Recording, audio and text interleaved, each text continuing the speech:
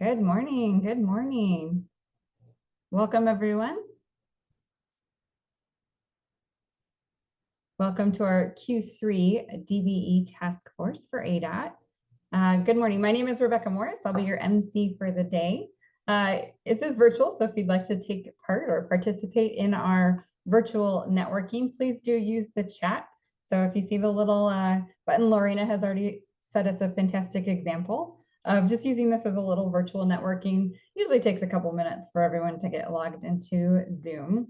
While we have that going, I am going to go ahead and share our slides here. So courtesy of ADOT. Thank you so much, Gabe. I know this is your work here. So just a couple kind of flyers that I will be scrolling through. Little notes, again, use the chat, please. That is our best opportunity for virtual networking. But a little different than the chat is the Q&A. So as we get into our panel discussions, as we hear from ADOT, we are able to ask questions. So if you have a burning questions to the panel, question you'd like to ask any of our ADOT representatives, please do use the Q&A. That is a little different than the chat. That just kind of like puts a pin in it, if you will, kind of holds the question in a little more accessible area. I don't want to lose anybody's questions. So with that, we will get going. A couple of notes, like I said, I'm going to go ahead and scroll through these. If you wanted to drop your name, company, and any kind of networking kind of chat type things into the chat, I love it. I love to see everybody. So good morning, Lorena and Patty. Great to see everybody. Wendy with Caniclo, Alexa, David with ADOT, Amy, good morning. Jorge, good morning with the CK group. Sheila, love to see it. So please do use that. And if you could just change the drop down. If you see a little drop down in your chat, make sure everyone can see that. So you do have to say good morning to everyone. So great to see everyone this morning. All right. As we get going here, a couple more slides to just get through. And good morning, great to see everyone. And then we will, if we have, look, Alexa, I'm not sure if you have a way to drop the slides into the chat. Here's the link for the self-identification survey. This is optional, but we do want to make it available to everyone at every meeting. So good morning. All right, let's go ahead and get going with our ADOT updates. So Mesa, is that you or is that Greg this morning? It's great to see you, by the way. Good morning. It is Greg this morning. Good morning. It's Greg. All right. Well, Greg, I invite you to turn your camera on and your microphone on. Mesa, if you'd like to step into the background, you're welcome. Oh, you did it. All right. Greg, good morning. Good to see you. Good morning. How's it going? Pretty good. Pretty good. Thank you so much for coming in. I will step into the background if, Greg, you would provide an update from the state engineer's office. You bet. So thank you, everybody, for joining this morning. I've got a few things to go over. First off, just to let everybody know, we have a very large program for this year that we are trying to push out. There's a ton of opportunity in doing such. For this fiscal year, we have right at about 145 projects that we're trying to push out for the year. That number of projects is probably going to grow just slightly during the course of the year, but there is a ton of opportunity out there. This is, as far as the number of projects goes, this is one of the largest programs we've ever had. Funding wise, it definitely is the largest program we've ever had. So a lot going on out there. We already have several projects underway, very large projects going across the state. Up in the northwestern part of the state, we've got the West Kingman TI that is under construction. That's going very well. That's a big project that we've got. We have down in the Tucson region, we have two large projects down there. Both of those are going very well. They're on I-10. One of them is the Ina de Ruthroff project on I-10, which is pretty much wrapping up. They only have one overpass that's left to construct, as well as the bridges over the railroad. that they're trying to finish up, and then they can, once they get those ramps and that interchange done, they can open that section up to 4 lanes in each direction, which is going to be huge for traffic in the Tucson region. We also have the I-10 corridor from Casa Grande up to the 202. That project is actually on Friday. We will be awarding the most southern 6-mile section of the widening for that project. The Gila River Bridge is already under construction, so we've got a ton of work for that coming up. So anybody that is going to be traveling on I-10 between Tucson and Phoenix, you're going to start seeing some additional work other than just the Gila River Bridge. We will be maintaining 2 lanes of traffic in each direction, so it won't be, I'm going to say it shouldn't be any worse than it is now, because it can be very slow through there at times. So let's see here, what other, we've got tons of work that are going on currently right now within the Phoenix metro area, as well as across Maricopa County. We've got the I-17 Flex Line project, which is pretty much opened up. They're trying to finish up the last little bit of work on it. We've got the flex lanes open, so anybody traveling up to Flagstaff or from Flagstaff down to Phoenix will get to see those flex lanes.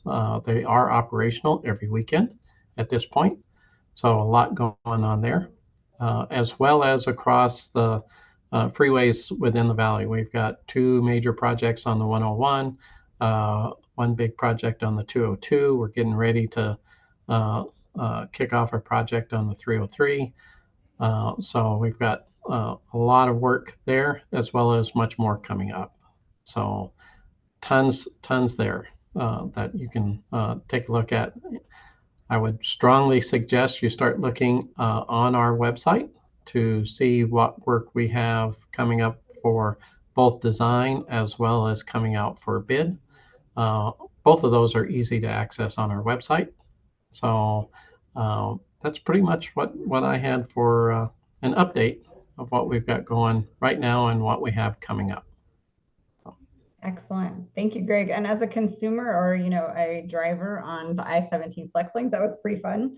We enjoyed that. We went up north for Labor Day weekend. That was super fun to be able to test them out. And then also I'm really appreciative of the Broadway Curve project being done, like going south on the 143, heading into the East Valley. Yep. Oh, I enjoy that so much. That's really an improvement. So yeah, the only thing I'm scary with Broadway Curve is speed suddenly went up dramatically. Traveling. Right? Like I used to be like, oh, I'm going to sit here for 15 minutes. No, I don't. Like Yeah. that is, I appreciate that. So thank you. I know it's a massive team effort, but man, as a consumer or driver on these improvements, they're huge. So Yep. Thank you so much. And I did see, I appreciate one other thing, just pure appreciation, is you're stretching out all the bid opportunities. Like there's so much on the street right now in terms of business opportunities for small businesses, for anyone in transportation. Yep. And you're giving time. Like I'm seeing bid due dates into like December on some of your bigger projects. Like that's really appreciated. Like I can't overstate how nice that is to just be like, hey, this is coming. Like, okay, cool. Like there's time there to look at things. So I hope you win with very competitive, very, appropriate pricing because people have the time to look at that. So yep. I can see that. There's a definite method. I'm trying to say it's very smart. It's very wise to kind of figure out. So perfect. All right, Greg, thank you so much for your update. We always appreciate you coming and making the time to attend these DBE task forces every quarter. So I will invite you to turn your camera off and your microphone off. And then I'd like to invite Sarkar Raman with CNS, or Contracts and Specifications. Good morning, Sarkar. How are you? Good morning, Rebecca. Good. Excellent. Well, I will step into the background if you would like to give us an update from CNS. Sure, I do. So good morning, everybody. I will be covering for our group manager. She just on board. She's transitioning from Breeze Group, Brahma Singh. So for CNS update, first I want to mention we want your business with ADOT. So best way to start is either working with a prime as a sub, or if you are interested to be prime, you can go through the pre-qual process. We have a pre-qual application in our website. Please, that's pretty self-descriptive. Every month, our pre-qual boards sit together and evaluate the application and decide on the future primes. So that would be, I guess, first thing to start with business with ADOT. If you want to be a prime, go through the pre-qual. But if you want to work as a sub with existing primes, so you want to look up our project that are currently advertised in our website. So I have looked up yesterday. As of now, we have 23 projects on the street. Out of 23, except 5-6 projects, all of them has assigned minimum DB goals. And out of all these projects, 3 of the projects are very large. They are in the Maricopa County. One of them are on SR 303. Then other one is Loop 101, and then I-10 project. These 3 projects is total more than $1 billion. So, and all of them has pretty good, decent amount of DB goals assigned. Please look up this project and try to work with the primes so you can have business with us. That will benefit ADOT and yourself. Beside that, another update I want to mention, especially for the asphalt industry. So we have updated all our asphalt related specs. After long discussion with the industry, our material group developed this spec. So we basically updated all our asphalt related specifications. So if you somehow related with asphalt business, please look up our updated asphalt specs. The last thing, again, if you have any question about pre-qual or any other project related, please reach out to myself or for group manager. And if it's specifically related to the pre-qual, our contact manager, Corina Dillon, she can help. But anyway, you can go through any of us. So that's about CNS update. Thank you for the opportunity. Excellent, Sarkar, thank you so much. And I'll reiterate my compliment to Greg, which is thank you for spacing all those out. Like I saw all those projects, it's a very high volume of open active procurements currently on the street, and they look very methodical on just spacing them out. So perfect, I appreciate that. Sarkar, I will invite you to turn your camera off and your microphone off. And thank you again so much for attending every one of these DBE task force meetings and providing those critical updates.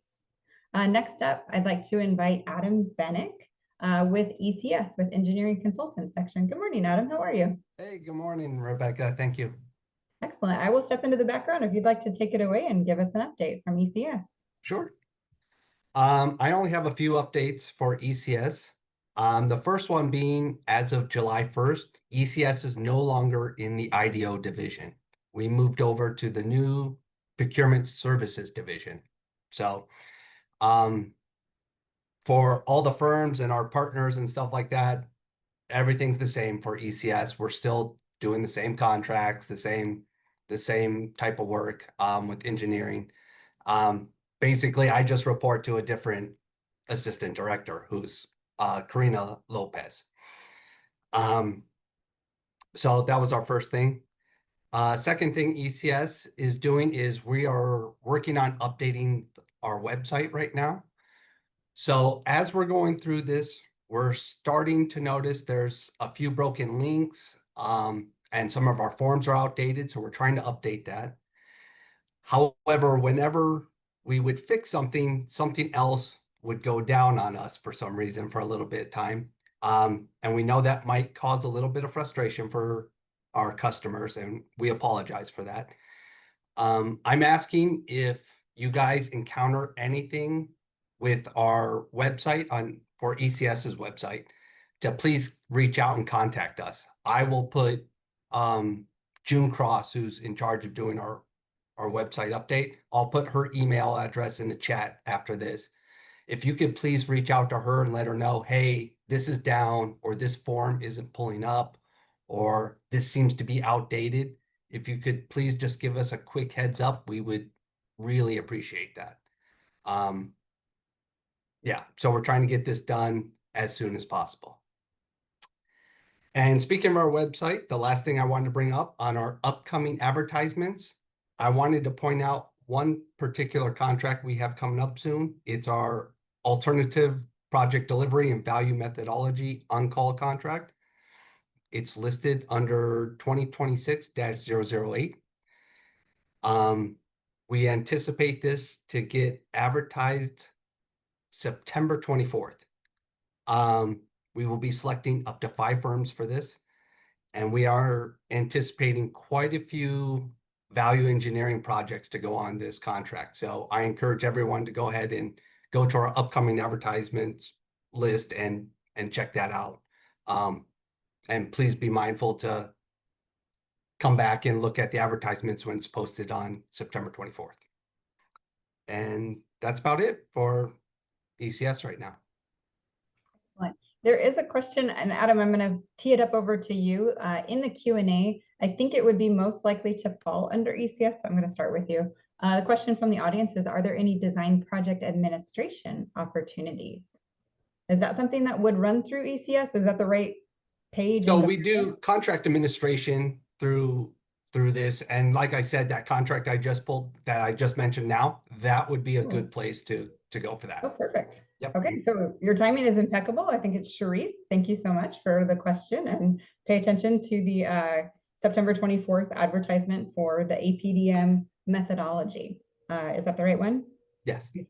All right, Adam, thank you so much. And I do appreciate you giving us June Cross's contact information. And yeah, outdated websites, man, those pages, you think they're all good and things will break on you every time. It's a never ending process. Like things always need updating. It's like housekeeping. So thank you so much again, Adam, for attending. And if you'd like to step into the background. Oh, one other question kind of related to that, Adam, before you log off. Is there going to be a DBE goal on that project? Do you know if there's a certified? There will be a DBE goal, but we do not have the goal yet. Okay, fantastic. Great information. Great update. Thank you, Kevin, for the question in the chat. All right. Thank you, Adam, again. And then Lorena Nava. I invite you to turn your camera on and your microphone on. If you would give us an update from the DBE Supportive Services Program. Thank you, Rebecca, and good morning, everyone. I'm Lorena Nava, the DBE Supportive Services Program Manager, and we have a great task force meeting topic ahead of us today, focusing on workforce development, which ties in well with a newly developed on-the-job supportive services communication piece called the Workforce Connections Snapshot that our office recently developed and published. In it, you'll find valuable resources for small businesses to meet their workforce needs, from industry trainings to job fairs and job postings, and important highlights including workforce development partnerships with some of our public agencies that have assistance for childcare, grant funding, or apprenticeship program opportunities. And we're really excited to bring this to industry. So if you haven't already, I do encourage you to subscribe to the Workforce Connection Snapshot, but also to our DBE Supportive Services communications. We also send out a monthly DBE newsletter with snapshots to help keep you up to date on current industry, news, and events, including what's to come next year. So we have a lot of exciting things in the next year, so stay tuned. We'll drop the link to subscribe to our communications in the chat. So keep an eye out for that. And as always, please stay in touch with our DBE Supportive Services team, myself, and our specialist, Alexa Romay, at any time if you need any business assistance or technical assistance. We can be reached at DBE Supportive Services at azdot.gov, and we look forward to hearing from you all. Thank you, and I hope you guys all take away some valuable resources from today's meeting. Thank you. Lorena, thank you so much. I did see that did look new, the Workforce Connections newsletter. So excited to see the new content coming from DBE Supportive Services. All right, on for our upcoming next will be our main topic. So we're going to talk the people puzzle.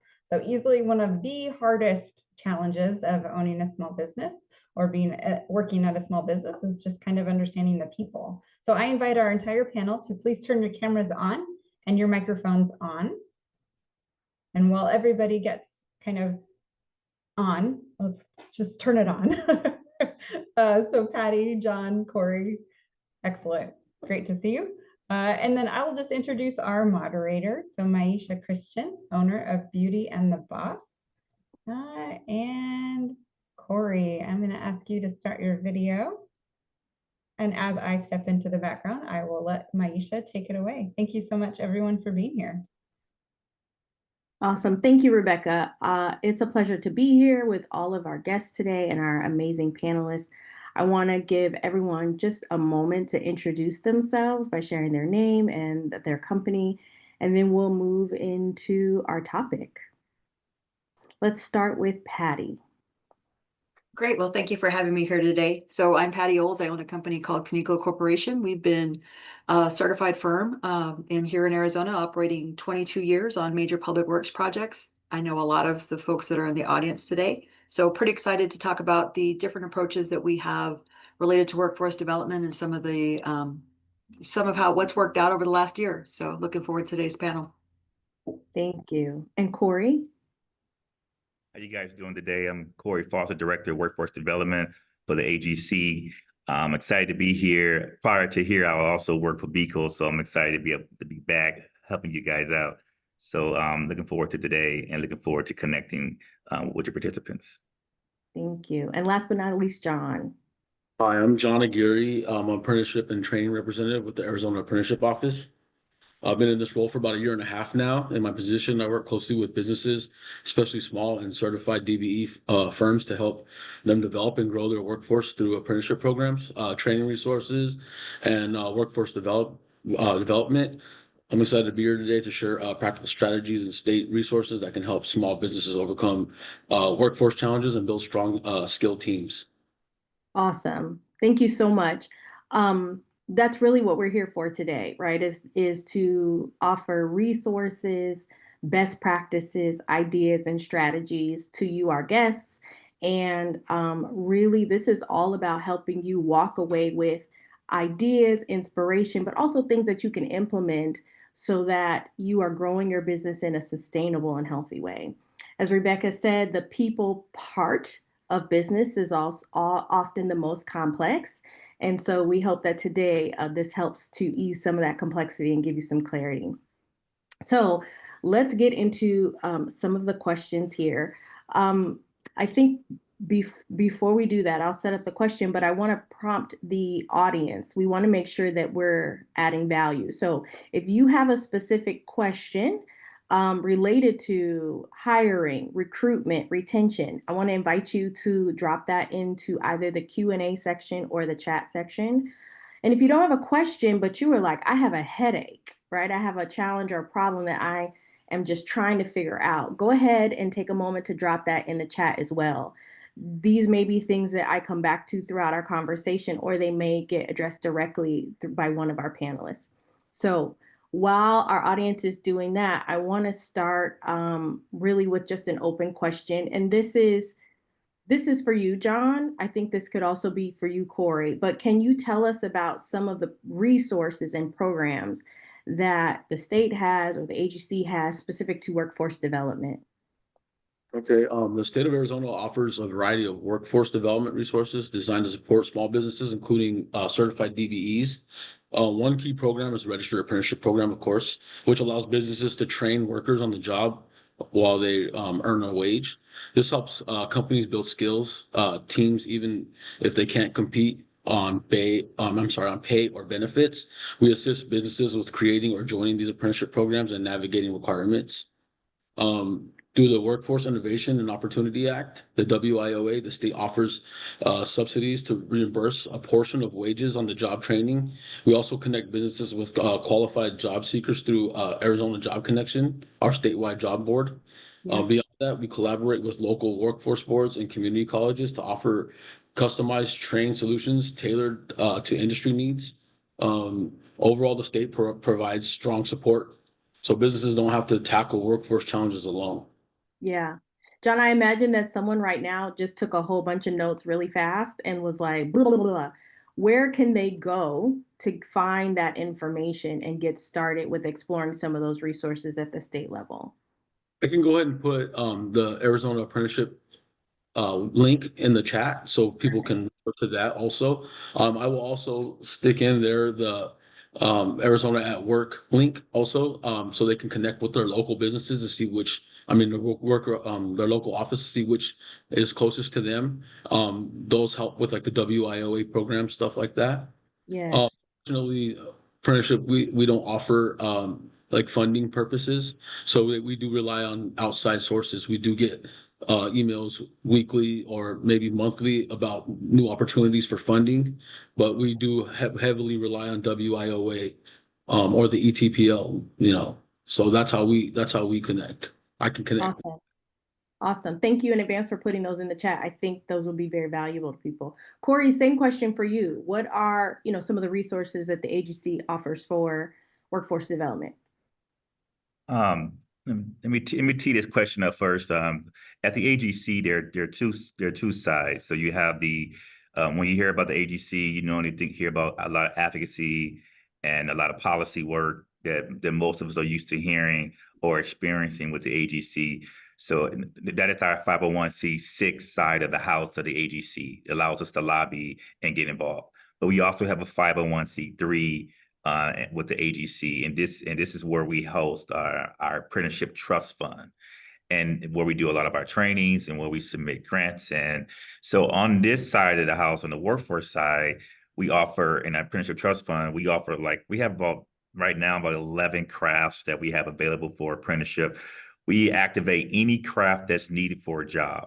It doesn't matter what job you're on or where you are. If we have members, if you're bidding work in Texas, you're bidding work in West Virginia, we will offer that apprenticeship program to the member anywhere. And we have several customized models of apprenticeship programs. Some are multi-contractor groups where multiple contractors are participating in the same program. And some are individual apprenticeship programs where they say, hey, I just need this for a job that I'm on only, or I have a prescribed set of services or work that I perform only that I want a program to reflect that. And then there's the federal contract compliance apprenticeship programs for those who are on projects with special requirements, like the CHIPS Act. So a lot of people who are bidding the TSMC job and they need pipe fitters for a specific set of work there, we have programs just for that, and that can be zeroed in just for those short periods of time to work with those different type of projects. And we assist with the certified payroll reports, supplying all the documentation that you need for compliance. And that's every 3 months, those reports are due. And so we supply all of that. And we work directly with you to ensure that there are no sanctions issued your way, or no back wages need to be paid to anyone. And we customize everything that we do. So we have some programs are the multi-contractors, everyone agree on certain standards and policies. But for the individual contractor, there's a different models. We also support apprenticeship for companies who say, hey, I want to have my own apprenticeship program. So we have several members who have their programs, and we will help design and create those programs for them. And they can also take part in our classes. And now that's just apprenticeship. We also do workforce development we consider everybody in the company is important to us. So in our eyes, the general labor is no different than the estimator. So if the general labor needs a plan to enter the industry to advance, the estimator needs a plan to advance to become a chief estimator. So we create trainings for every aspect of the industry. And any company that has a need in the AGC, we respond to it, and we bring folks together, and we create creative ways to get that done. So that's and also in workforce development, we do. John was talking about the WIOA funding and the Department of Labor. So we work closely with the Department of Labor and also the Federal Highway Administration. So we're part of several grant initiatives. Locally, we're part of the governor's office, the Build It AZ grant initiative that she has running. So we also partner with ASU and community colleges. We have several projects to where we're running grant programs, and that has a cadre of workforce strategies within it, whether it be onboarding services, helping people advance in different areas. And we also do grants for outside of the state of Arizona. So the AGC is a national organization where there is a chapter in every state. So we help other chapters around the country as well. So we'll write grants for Nevada, for Montana, for Texas. And so we team up and we provide services for other areas where our programs can be implemented in other parts of the state. So anywhere Good. our Corey, members do are, you we are. have to be a member to take advantage of these benefits? Yes, that is. Yes, it's two parts. Yes, you have to be a member, but there are some who I would say membership definitely for a small business is very inexpensive to become a member. Sometimes people think that it's very, very expensive, but it's very inexpensive actually to become a member. If you're under $2 million, under $4 million, you're talking about roughly $2,500 a year. And That's a golf tournament sponsorship. That's not yeah, that bad. that's what, and then you talk about, and if you're an affiliate member, where if you say, well, I'm not a contractor, I provide services, it's $1,800 a year. And you can do Okay. that quarterly payments, monthly payments. So there's a lot of Just ways. drop that in the chat because I can see already people are asking for your information, and I know that they're going to find the services at the agency very valuable. So we definitely And I want want to say too, that. Manish, that you know that it's not just, some people ask about membership. If you are working on a project, like say if you're working on the Broadway curve and you were working with police that was on the project, you can also go through the contractor to get to us as well. If you say, hey, I need help, a lot of contractors will let us know that their subcontractors need support, and we extend that arm to them for anything they need for that job. That's awesome. That's awesome. Thank you. Thank you. Already so many resources. I want to go back to something that you said. You both talked very heavily, John and Corey, about apprenticeship programs.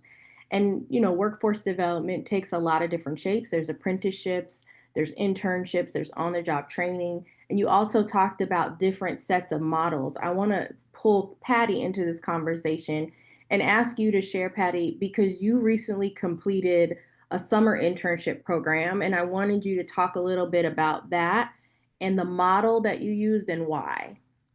Okay, so I'm going to step back just a little bit, and I wanted to say a few things. Corey, I'm glad that you actually brought up what you can do to support some of that additional funding, the CHIPS Act, the BIL monies, that power monies. It's different than what we see at ADOT, and so that you're able to support.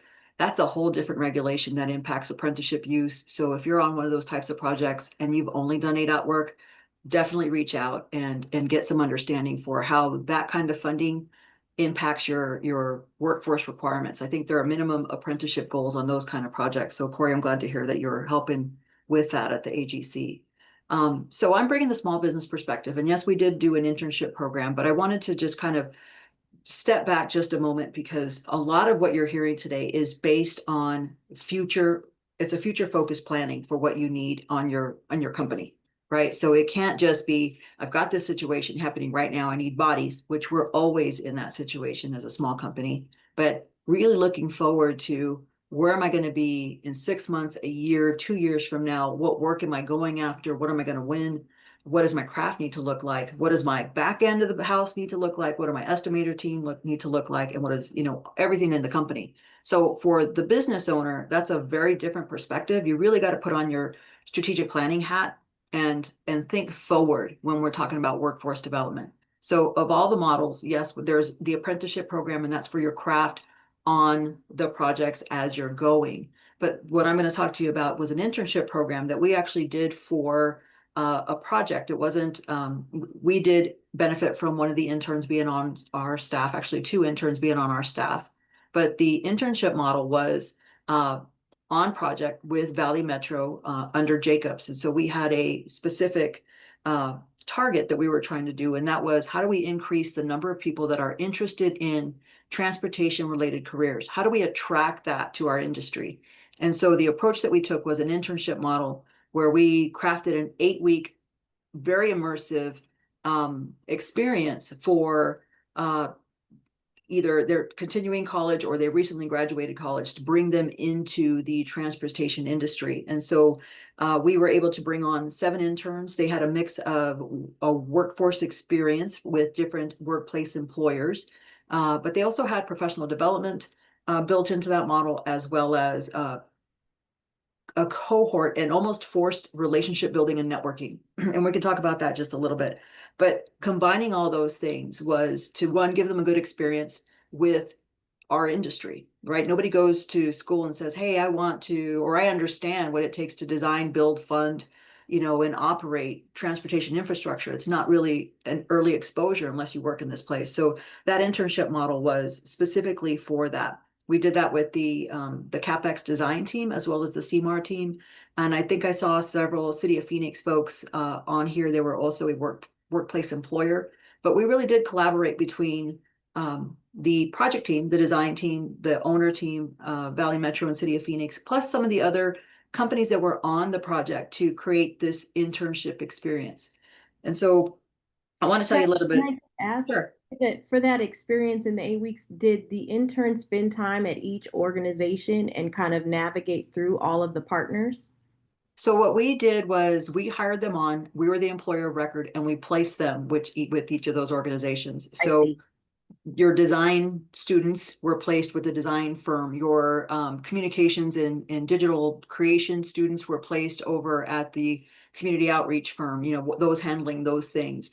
We had some policy or, policy related positions, and they were placed in government positions. We brought on some workforce development and some data analytics folks, but based on their skills, we placed them with the workplace employer that was able to give them exposure to a career in transportation that they may not have otherwise known about. Got you. Thank you. No problem. Just real quick, what we learned from that experience is two things, and I think we're going to talk about that in some of these other conversations here, is one, the group of interns that we had come in were phenomenal, eager to learn, eager to perform, right? But also required things that we really hadn't thought about in our workplace, and I hope we get into that here in a little bit. They needed that. They were seeking feedback. They were seeking purpose.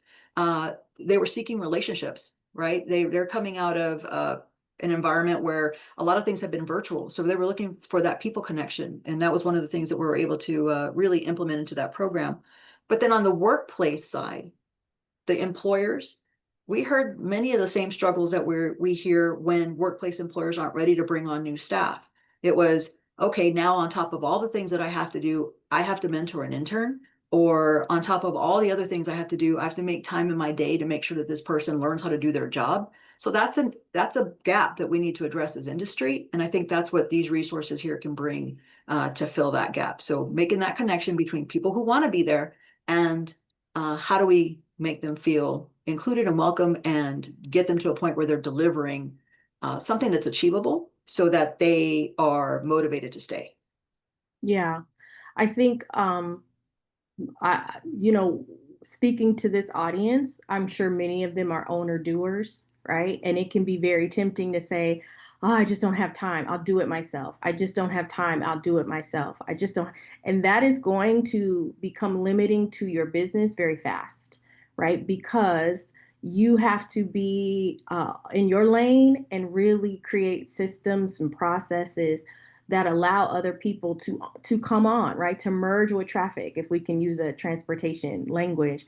I want to ask this question for everyone, and I want to start with you, John.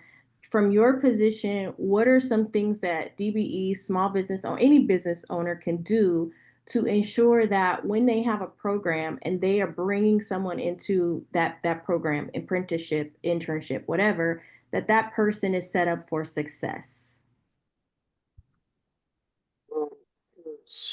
Common project requirements include, I don't know, it's like apprenticeship goal, like on the job training.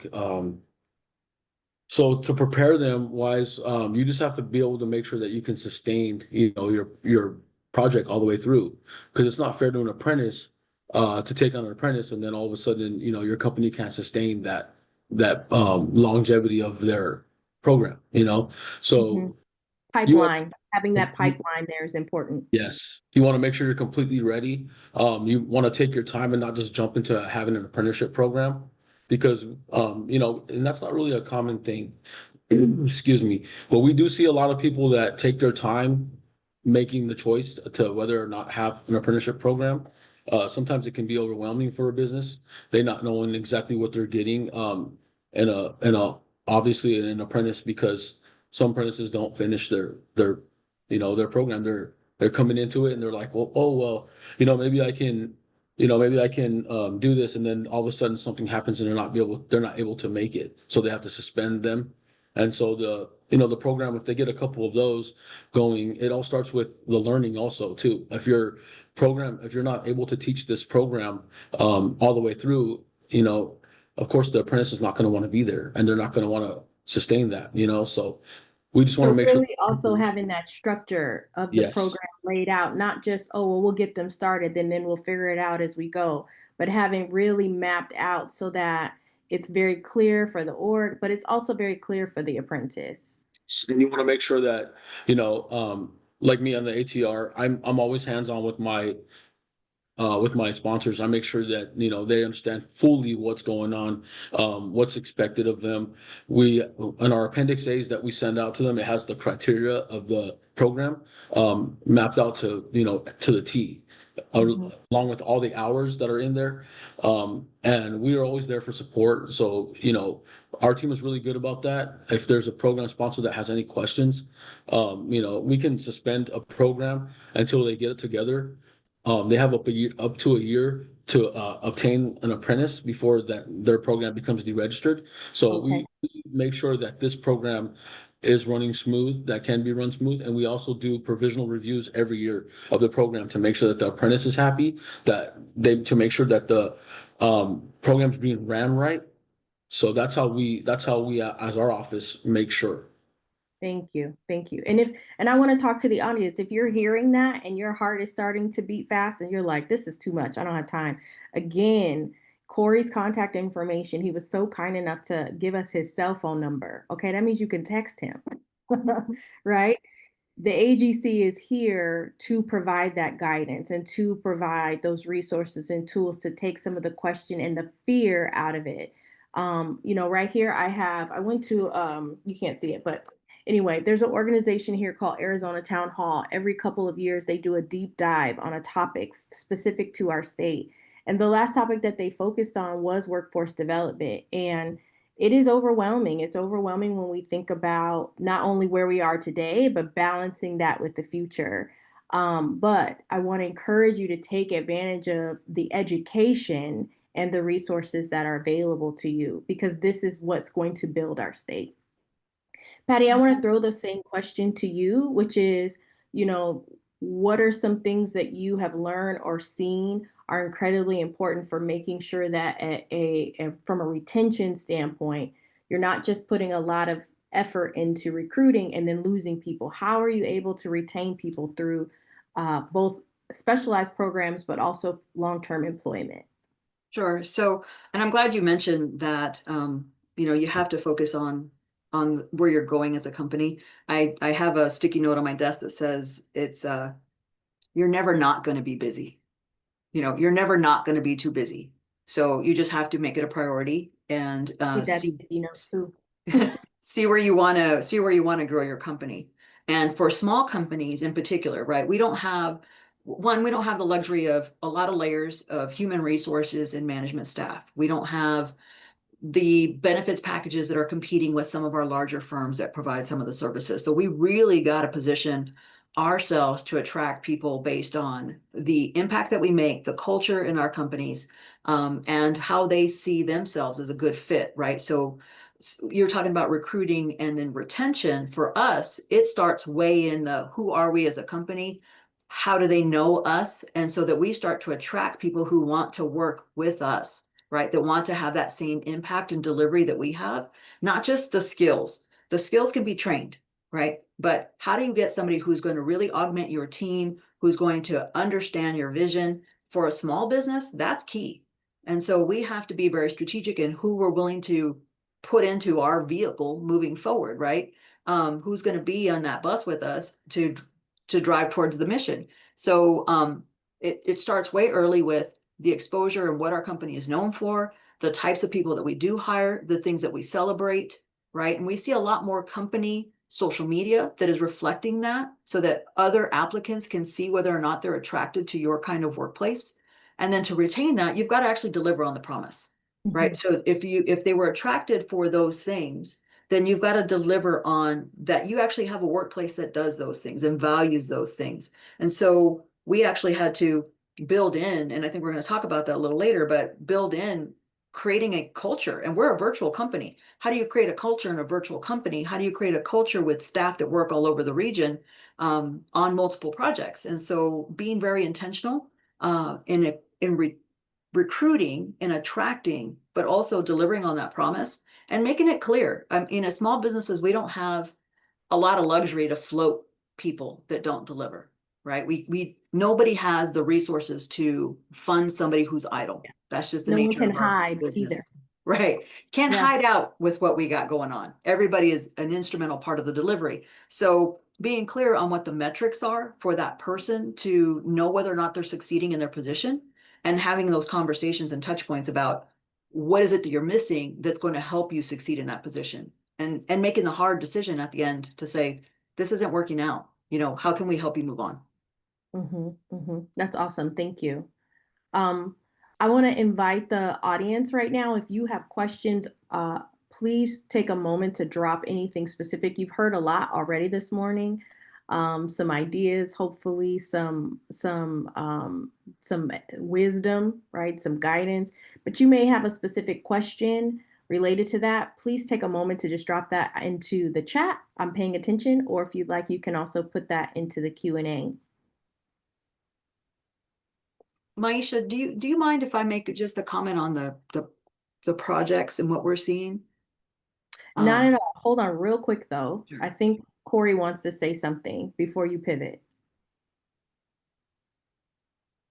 I just want to encourage the small businesses and the DBE firms, and to I know John mentioned about having caution and planning when you guys are moving forward. But I want to say to you, it's okay if you don't have it all figured out.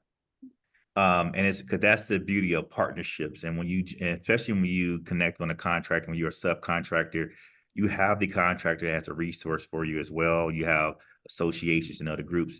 So don't think that you got to have everything together, because you might not ever have it, because as you examine the scope of work, you might say, oh, let's add this on and let's add this piece on. An apprenticeship is one way for you to add on skills. You might have a bunch of people in your office working. There's a construction manager apprenticeship program. The construction manager can have several tracks. You can have a safety track in there. You can have an environmental track. You can have a finance track, a human resource track. So you can even have a workforce development track within there. So when you think about how you define a construction manager may be different from any other company. So when you look at these codes and crafts, and when you start creating them, know that you have full autonomy over how that craft operates in your business. So don't always think that you got to be 25 things laid out. It might only need to be 4 or 5 things laid out. That's all that we specialize in and what we do, and you can create a program around that. And the benefit of the program is for you, when you start bidding these jobs, that you can say, hey, I can satisfy any federal requirements for apprenticeship because I have an active program. It could be asphalt, paving, and striping.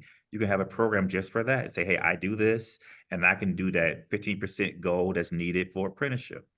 And when you do it, and the last part about this, when you do these apprenticeship programs, I know you always worry about costs and things. The average contractor builds the training program within the bid. So when you're planning to bid with your contractor and you're saying, here's what I want to do, you put in there what it's going to cost for me to train the apprentices or the groups that's going to be a part of this program as part of this job. So they take that weight off their shoulders when it comes That down. financial weight. Yeah. Well, a lot of people don't see that. They didn't know that happens, but that's literally in the bidding process. When you're preparing your project, you're preparing all of your costs, not just your labor costs. You're preparing your training costs that you have for those specific apprentices who want to meet the goal for the project. So just know you got some leeway here, you got some support, and you don't have to sometimes when you see the documents, it can get very overwhelming to people. But it could be, but we make it very easy here at AGC, but also we make it, we understand you. We understand that you are a contractor doing a specific set of services and duties. You specialize in a certain area. So you have a lot of autonomy of how you want things to move, because you are paying the wages. you're doing the planning. So don't let anyone try to make you think like, or any pressure to say, I have to just do it like this. I had to do Yeah. it the way the unions do it. You can make your program reflect your business operation and structure. Yeah. Just something I And want to put that out there when you designing these I programs. love that. I To love not that, know, to Corey. not get pigeonholed and thinking that I gotta be a certain way or else. Thank you for sharing that because there are 45 plus people on this call, and I'm sure none of us have the same business model. None of us have the same strategy. None of us have the same goals. And one of the things that can slow you down in business is when you keep pivoting, because you're looking at other people. And what I really hear you saying is if you know your lane, you can stay in your lane and then create the thing that complements that. Yep. And you, as the business owner, even when you're working with these other partners, have that autonomy. I love that. Thank you. Thank you. And We there's, do. Oh, go ahead. no, I don't want to cut off. I don't want to take up time for Patty. I'm sorry. I'll pause. Well, we have a question, and I think it will still land in your camp, Patty, which is this is from Sylvia Smith. Thank you, Sylvia. How do we keep the younger generation motivated, and what do they value in the workplace? Right now, we have 5 generations working in our workforce, and all of them value very different things. And so, this is a very timely and appropriate question. Sure. So that's definitely an interesting question. And with 5 generations in the workplace, not only is it value, but it's motivation. It's in, what are the incentives? What do the accolades look like, right? And so I would start to look at your workforce or any workforce and start to see what their lifestyle is like. So I could tell that in my company, we've got 5 generations in the company, all right? And I'm about center. And in the 5 generations in the company, we are realizing that the folks that are more mature, that are older, tend to value their position and title more. And they also identify more with the work that they perform. So some of the incentives, some of the kudos, if you will, the recognition is tied to that. It's about doing a job well. Whereas our younger staff, they're looking to not identify with the work or the position, but with the purpose for them as an individual, how their purpose is aligning with the purpose of whatever their work is. So they don't just want to spend time collecting a paycheck necessarily. They're looking for an experience, a purpose, a bigger vision. That's what we're seeing across the board. The other thing that I've got to say is I had somebody mention this to me very, very early on in my company. It says, start to look at what your employees owe, and it'll give you a perspective on what motivates them. So as we have older workforce, we start to see that a lot of their debt is tied to assets. So they're looking for stability, a regular payment, a forecastable growth model, right? But when we start looking at our younger employees, a lot of their debt is tied to lifestyle expenses, education, cars. And so they're looking for generating enough cash to cover what that is. And if you look at their expenses, it is considerably higher expense for lifestyle for our younger folks than our older folks. And it lets you know why they're coming to the table asking for a lot more money. They're not looking for this long-term stability. They're just trying to pay off what's happening now. So it's something that we need to be aware of as employers as we start looking at what does that mean for who we attract and what's it going to cost us? But then how do we create that long-term stability for some of those that do want to stay so that they can acquire assets and grow their own wealth? So that's what I would say in terms of the 5 generations in our workplace. The things that we've seen were differently were based on who they are coming to the table. Patty, can you also speak to management style, whether that's changes across generations? It requires you to change across generations, right? Not everybody is accommodating for that. They think, well, this is the way it's always been. This is what should be motivating you. You should be happy with the job well done. And so if that's your management style, that's going to be a very hard lesson to learn when, let's say, you're starting to lose staff that isn't motivated in the same way. Now, on that other side, then how do you manage staff that are seeing these very different perspectives? And so as a business owner, as a leader, you have to make sure that everybody's aligned with whatever it is that you're dealing, however you're going forward, and that they bring their best selves, whatever that is, to go forward in that direction, right? So we're all trying to manage all of these unique individuals that are motivated in different ways, that require different levels of compensation and kudos, and how do we get them to actually deliver on all the things that we promised our clients and customers? I like that. Thank you. I want to ask the whole panel, and you can take a couple seconds to think about this. Can you share a success story? What's something that stands out in your mind just in this realm, right, of workforce development? And that could be in recruitment, retention, professional development, of specific program execution, but any success story. I want people to hear what happens and what this looks like when it goes well. And we'll start with you, John. He laughed. You need more time to think, John? So, Wait. Okay, there you are. yeah, so basically, I work with a lot of rural communities. I'm up here like in the Pinal County area, towards like Superior Globe area. So we don't really get a lot of rural community, apprenticeship programs started. But out here, there's a big copper mine out here called Resolution Copper. And both my parents actually work for Rio Tinto, which owns Resolution Copper. But I was able to successfully register a program for millwright through them. So it's a big deal because this is a company that's not fully developed yet. They're still in stages because they're going through some like propaganda with some Native American tribes over their land. And it's probably, you guys probably have seen it. It's been on the news for a while, but I was able to help them connect with an apprenticeship program. And so they have currently about, I think, 14 apprentices for millwright. So that's gonna benefit the community, and once they open up their mine into full production, it's gonna be a 3,000 plus job, for the communities. They call it the Copper Triangle out here, Globe, Miami area. So that's like huge. And I'm really proud of that because, like I said, in these rural communities, we don't get those kind of numbers. So I'm proud of that. So that's my success story. Thank you. Thank you for sharing. Corey? Oh wow, we have uh we have a long list of success stories. A couple of the highlights. I put them in certain categories. Oh, one level of success. We have several interns that we have in the AGC, and we put on and we work with ASU and other entities, and we create internships and place folks all around the industry with different contractors. Some interns are college students, some are not college students. They're just exploring a different career pathway, and we create that for them as well. So I've seen a lot of those folks transition from internship to landing permanent positions and growing and advancing themselves.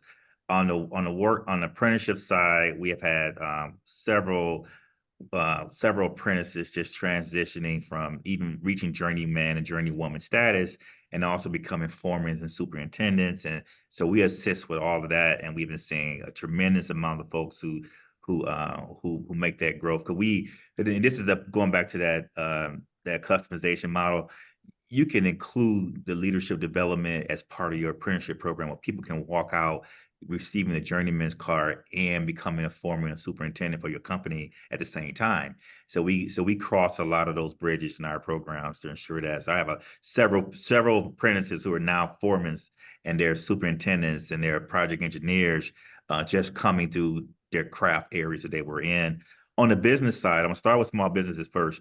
There are the small business firms in the AGC. Apprenticeship is a support arm for them, and it allows them to leverage more contracts.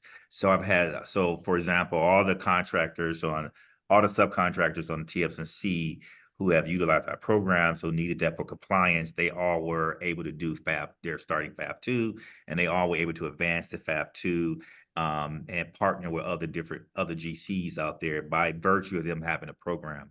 We also got a couple of those who have bid jobs in West Virginia and Texas, and they were able to obtain those jobs by virtue of just having a program and having our support with them. So the goal for the entire project was assigned to that small firm. So they were able to pick up a lot of work on that area. We also have companies who have been expanding across they're using the program, and they're staying with a developer, and they're moving with that developer. Everywhere the developer goes, they're going as well, and they're utilizing programs and workforce development. So we have a tremendous amount of success with that. So it's I'm fortunate enough to be in workforce development. You see all the achievements of everybody. You're constantly seeing the superintendent become the VP, or VP become the president, or helping a chief estimator move around. So we do a lot of that too. So it's not here at the AGC. It's not just entry level folks coming in or trying to do. We're working with, if you're saying, hey, I need to find this particular talent, we set up the lunches and the meetings for folks to meet and connect. So there are so many things that I see on a daily basis. I see people moving and transitioning throughout the industry on various levels. And so we very excited about that. And then people give back. Folks go and they advance themselves, and then they come back here to the industry and serve. And so it's really, really exciting times. That's awesome. Thank you. I love the success story of companies being able to expand regionally and nationally. I mean, you talk about growing your business, and also the idea that this is not just about, young people or people coming, out of school, but that at every stage, every level of the organization, that there's growth and opportunities available. That's wonderful. Thank you for sharing. Last but not least, Patty, share a success story with the people. Sure. So I actually want to tell you, so we do about half transportation, half HUD funded projects, right? So we do a lot on the housing and urban development front. And when we're working on HUD funded projects, one of the initiatives is to hire and grow the recipients receiving HUD money. So that means people receiving public assistance or Section 8 assistance for housing, right? So demographically, we're already talking about folks that are in an economic disadvantage status. So we very intentionally, about 10 years ago, said, well, for every project that we pick up, we're going to hire somebody local through the housing authority.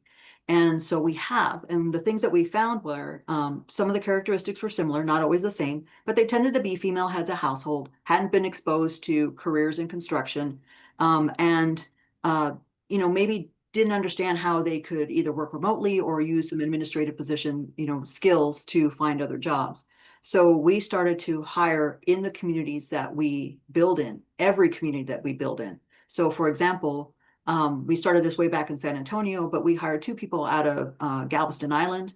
And it's a very strategic approach. We price it as the lowest level position that we have on our roster, right? Because they need to deliver and be billable.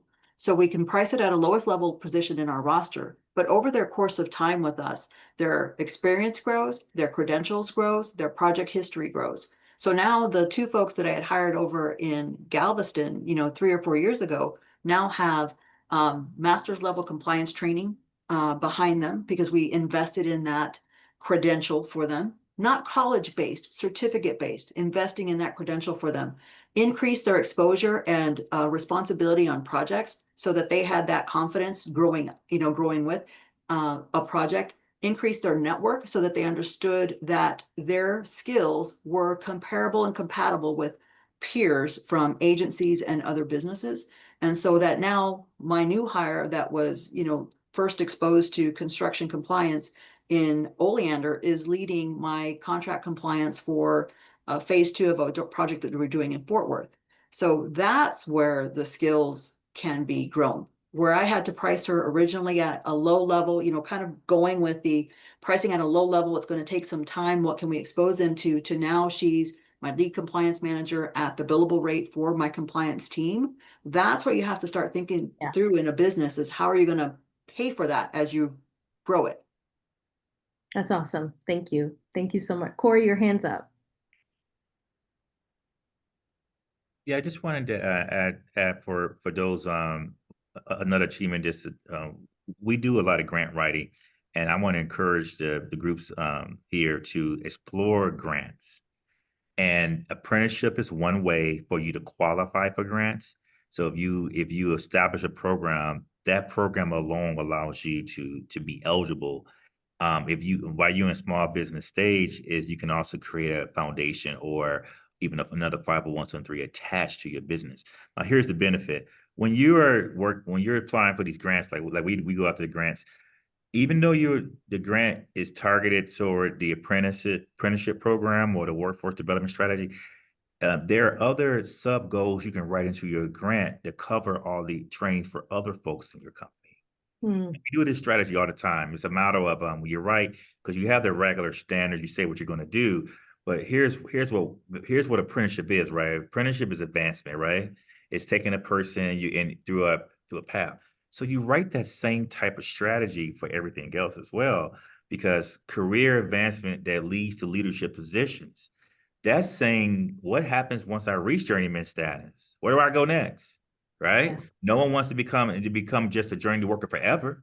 They're going to be exploring next level. So you could write that in your grant proposals by saying that it's not enough just for us to get them to the craft. We got to have another ladder to get them to other leadership positions. And when you write that ladder, it becomes a catch basin for everybody else. Because if I take an estimator class, I'm advancing myself, but that class can also be designed for your estimators in your company. So your company participants, your regular employees, and the grant participant employees are in the same space, experiencing and can be paid for by the grant. So those are there are a lot of ways where you can cover so many other positions with training by using grant programs and apprenticeship models to kind of help you move through. And then the other one we look at is dual credentials. You say, I want this credential for someone. But dual credential is how open shop strategy. Everyone has multiple skills. So you need you need a platform for multiple skills. And you can create that as a sub goals in your grants by saying, yes, I'm helping this person become a heavy equipment operator, but also I'm gonna get them a CDL as well. And then I'm also gonna, since they're doing operating, I'm gonna do advanced technology. I'm gonna give them the GPS. I'm gonna go to the business center. And then I'm also gonna get them on drones, and I'm gonna get them. So it's like you can have someone who you can The keep sky is the figuring out. limit. That's what I hear you Because saying. the goal is for them Yeah. to advance their career, to advance to leadership positions or advance, and also for them to create dual credentials along the way. So when you write that strategy inside your grants, it allows you to say, now I can free up money. I got dollars going this way toward apprenticeship. I could put 50,000 in this direction. I could put 30,000 in this direction. And it all serves the same purpose, that you're creating advancement and career opportunities. So I'll encourage folks, when you do the grants, when you say, I want to get an apprenticeship program, use that to get into the door to say, I'm eligible. But when I'm there, write in everything that's important to your company. And it's not going to be denied, because you're doing the goal. You're just adding all these other values, and you're showing them, here's what we do in our company. You don't just come in and work to this level. There is a progressive ladder for everything. And you put that into the scope of work and saying, this is why you should fund us, because no one thinks this way. And what I hear you saying, Corey, is that's These are both a ideas. business strategy and that is also a retention strategy. Yes, Because as an employee, when I step in and I see that you've got a really well-defined pathway for me to grow my career, that does give me stability. Or, that does assure me that I will be learning the skills that also will be tied to income. Yeah. Yeah, I love that. Thank you so much. And all that Well, can be listen, paid for with go grants. ahead. So just saying, just let people know that that's the other part of the grant. So like, we got the Governor Ability Z grant. You got 200. We got 200,000 out of this one round. But it's like those type of dollars. You put some in apprenticeship, or you put some in other areas. Yeah. And that's how. And some companies like to say, "Oh, it's nice that I can send my estimator and my apprentice in the same space."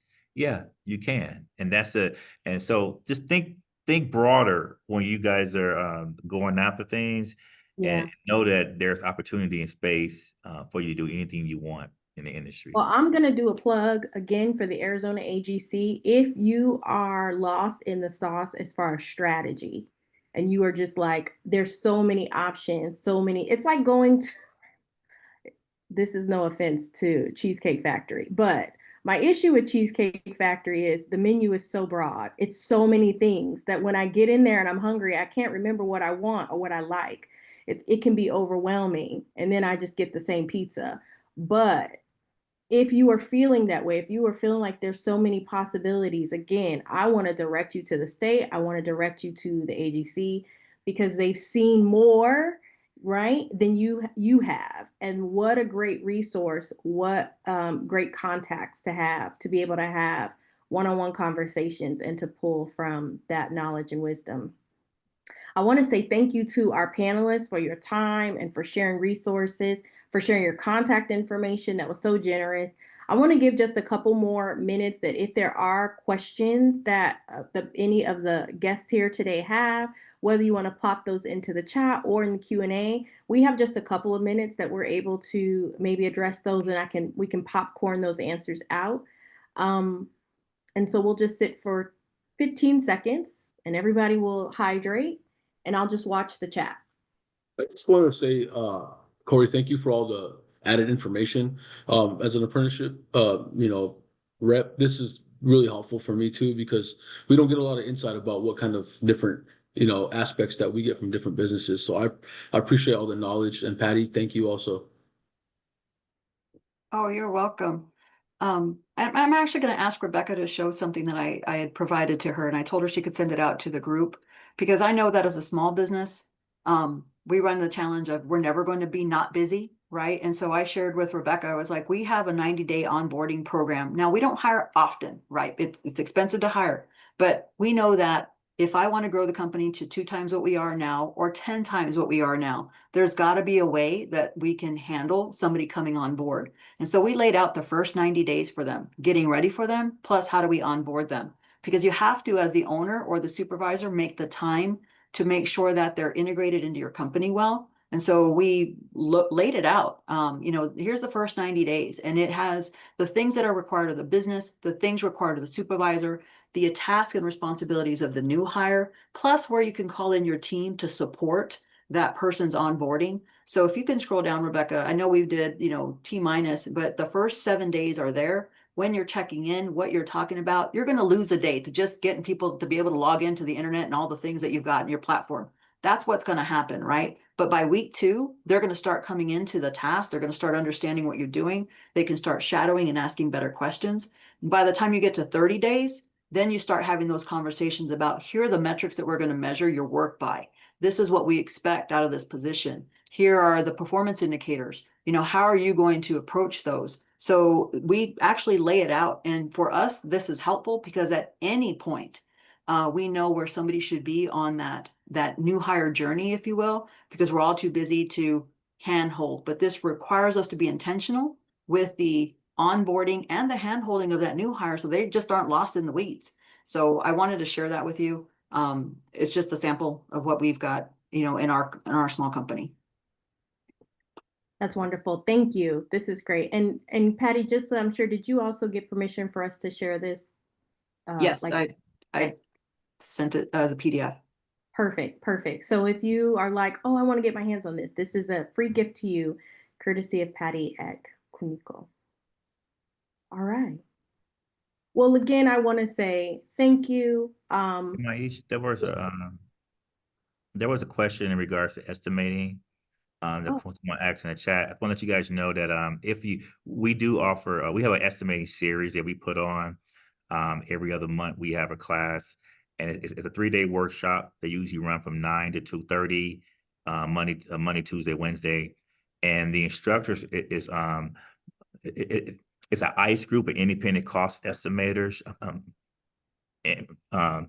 The company is called, I'm always stuttering saying the name. Infrastructure Mavens is the company. I don't know if you guys heard of them, but Steve Basilla, he used to own Police, and I think 20 years ago when he sold it, that he started Infrastructure Mavens in a winery as well. And Andrew Becky is the other trainer with him, and he used to be a chief estimator for Hayden for like 15 years, and he's also did about 10 years for Ames as a chief estimator before they started as part of the company. So those are the instructors. So you're getting those who do a lot of ADOT work, a lot of federal work, perspective on it, a lot of city work. So if you're interested in those trainings, we do a series every other month. So we just did grading and paving. The next one is concrete. So if those in the concrete world or plan on bidding concrete jobs and projects, and it's all about strategy. So these classes are strategy for those who are interested in that. And then we also bring in vendors who supply different resources in aggregate for that whatever that category that we're doing. So you'll get the bid strategies and you'll get the vendor strategies, and then we kind of go about like what to do throughout the project and how to make sure everything is balanced and things like that. So it's a really, really good workshop series. And it doesn't matter what level you're at in estimating. A lot of project managers, a lot of project engineers, a lot of mid-level or even chief estimators being on classes, and they're really hands-on, a lot of communication. So I just want to put that out there. Someone had asked about it, about estimating. Yeah, we do have it, and you're more than welcome to participate in our programs. Awesome. Thank you for sharing that resource, Corey. Well, I again want to say thank you to the panelists, thank you to the guests. I'm going to turn it back over to Rebecca. We're still here with a couple questions if there are any that come in. And we hope that everyone has a great day. Patty, did you want to say anything in closing? You actually had your hand up. I did, because Rebecca, you asked a good question. You said, how as a small business do I know when I need to hire? So unfortunately, many of us are always looking at our immediate need, but you need to be looking forward. What does my company look like 3 times the size, 5 times the size? And then you start strategically filling in those positions for that growth. And that's why you talk about what the metrics are for every position that you hire. They've got to generate value in the company, right? So if we're only looking to fill the gaps going backward, that's not very growth minded. We've got to look forward. What do we need going forward to increase our capacity? All of this workforce development conversation is about increasing our capacity. And so that means you have to develop the people underneath you. So when's the right time to hire? Well, it depends on how big you want to get. Excellent. Thank you. And thank you so much to all of our panelists and Maisha. Fantastic job moderating as always. I will invite our panel, if you'd like to step into the background, you're welcome to turn your cameras off and your microphones off. And there was so much, couple closing notes to our attendees and our guests today. There was so much information provided today.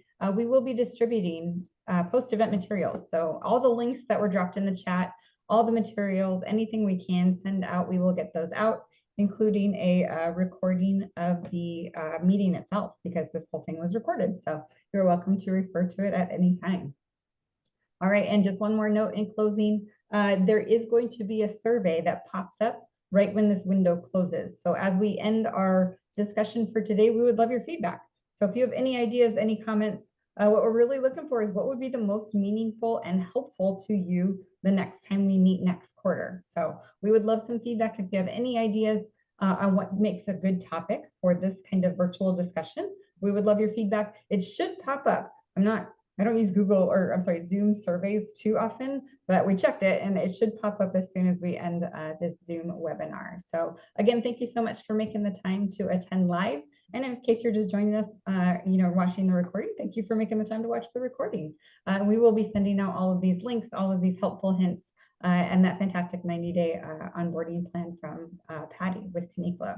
So with that, I will wrap it up. Unless there's anything else from any of our panelists, any of our ADOT representatives, you're welcome to turn your cameras back on if you have any closing thoughts. But if not, I think we've handled our topic well. And it is such a people puzzle. So many different parts and pieces that all kind of have to work together if we're going to be a successful company. With that, I will say thank you so much again and have a great rest of your day.